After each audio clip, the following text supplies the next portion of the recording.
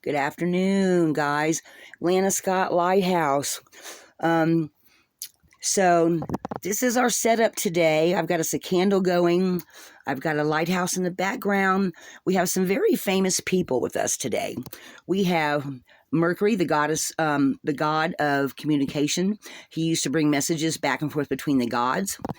We have the goddess Athena. She's a protective goddess, but she's also a warrior goddess. We have Brigid, the blacksmith goddess of Celtic and Ireland descent. And we have a Greek maiden. I actually got her in Tampa, Florida. I think she was one of the first ones I ever bought when I went to the sponge docks over in Tarpon Springs, Florida, many years ago. We have some incense burning, and of course I got a few things hid there because I just have small space.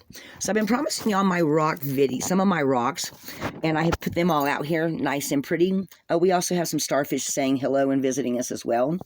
So to start with, this is a rock that I found. I don't even remember where I found it. I've had it so many years, and it's really, really cool. It's got a little, I think it's a type of quartz crystal, but I'm not sure. And I've had it for a long time. But see all the little points on it? It's like really, really cool. It almost looks like a tooth, doesn't it? But it's not. It's a rock.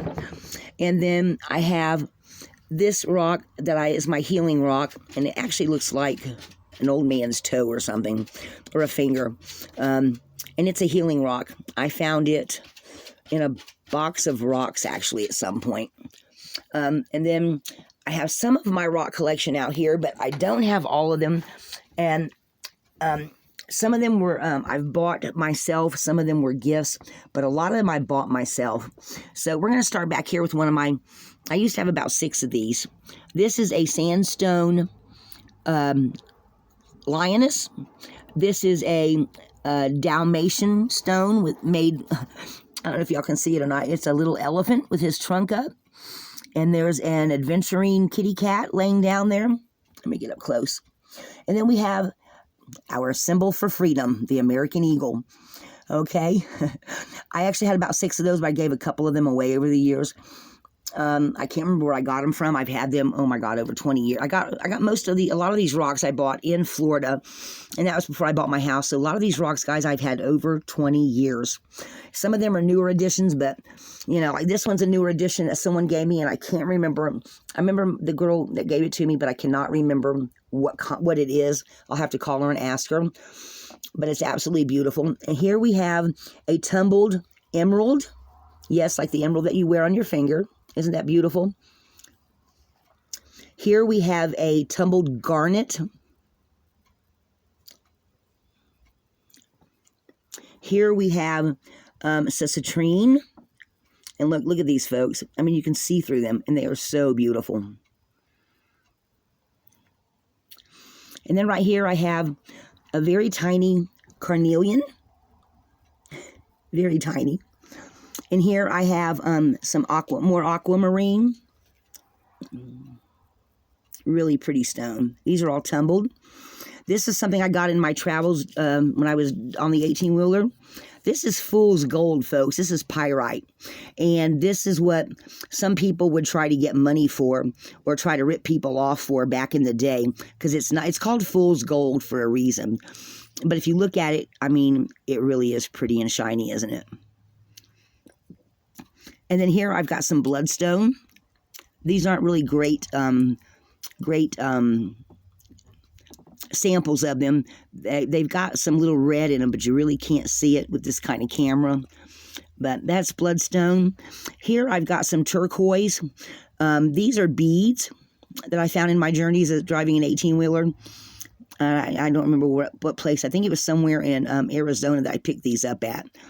And then I've got some hematite here, which is good for grounding. This one was made out of was a bead. This one, I had about 3 of these at one time, but I've slowly, when I feel someone needs something in there with me, if it, all of a sudden I get an instinct thing to give someone something, I do. Now this here, these are 3 examples of sodalite, and they all have variations. But this one right here, I have an interesting story for, folks. Do you see this way this rock is shaped? When I first got this rock, for the longest time, I mean for a couple, like a couple of years. Every time I picked it up, I had this mad desire to swallow it. And I was like, why do I keep having this feeling I need to swallow this rock? You know, it just, I don't know if it's the shape, the feeling, whatever. Or maybe the rock was trying to tell me something, because everything has healing properties to it. So finally, I did research on it to make sure that it would not dissolve, because some rocks cannot touch water or certain fluids because they will just turn into nothing. They will dissolve. So what I did was I stuck this rock on the full moon in a glass of water, and I let it soak for the 3 days of the full moon. And then I took the rock out on the 4th day and I drank the water. The urge to swallow this rock went away and it never came back. So whatever it was, if it was just the energy of the rock saying you need some of me in you, whatever, I just put it in water for a few days, but I made sure it was safe to do so first, and then I just drank the water. The urge never came back again. So that one has a story. This one looks like a shark's tooth. And it's absolutely, it's really a really pretty example of a sodalite. And then here I have some amber. You know, the stuff that critters get caught in. I don't think I have anything that has anything in them. But these are really some pretty little ambers. You ready to go? And then right here I have a Larimar. And I think it's good for stomach problems. And then here we have some fluorite. This is a purple fluorite. And I've had it. It's another one I've had for just, oh my God, a gazillion years. This is some clear fluorite. It has a little green tinge to them. And this one looks kind of white when I pick it up. Here I've got some red jasper. Here I have which are very hard to find, a holy stone. These are really good for protection. You can tie them above your bedpost to keep nightmares away. And you can do them for special little, you know, I wish for this, I wish for that. But they're really hard to find.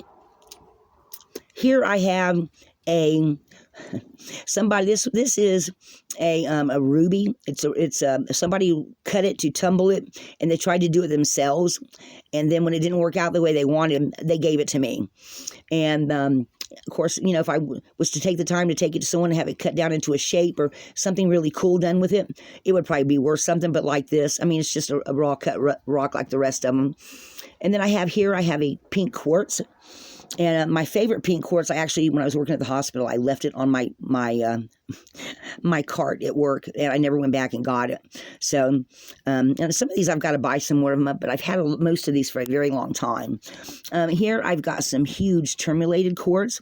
These are really good to empower anything, any kind of candle you put them around, any kind of spell work that you want to do, any kind of wish or dream that you want to make.